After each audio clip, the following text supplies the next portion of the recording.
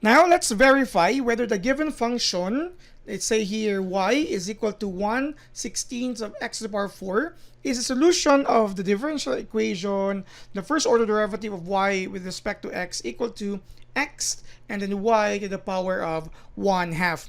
To answer this, we need to start by getting the first order derivative of our function so that we can equate them into this expression later. Why first order derivative? Because that's what's given here.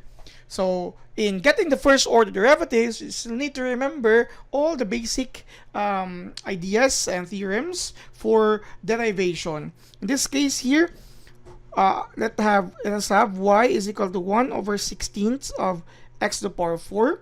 The first order derivative of y with respect to x is of course using the theorems for derivation.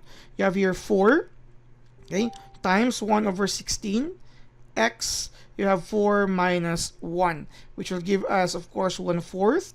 That's 4 times 1/16, and then x cubed. Okay, so here this is the equivalent of the first order derivative of y with respect to x. And since it was already given here that there's also another expression, let's equate both of them. That would mean 1/4 of x cubed is just equal to this expression here, xy to the power of 1/2. Now, what is the next thing that we should do? Because when you talk about solution, we need to satisfy this equation here.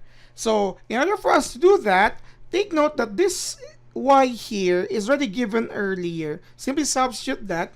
You have 1/4 x cubed is equal to x, and then your y is 1/16 of x to the power 4 raised to the exponent of 1/2. So let's continue. 1/4 x cubed is equal to x, and of course you will have here 1/16.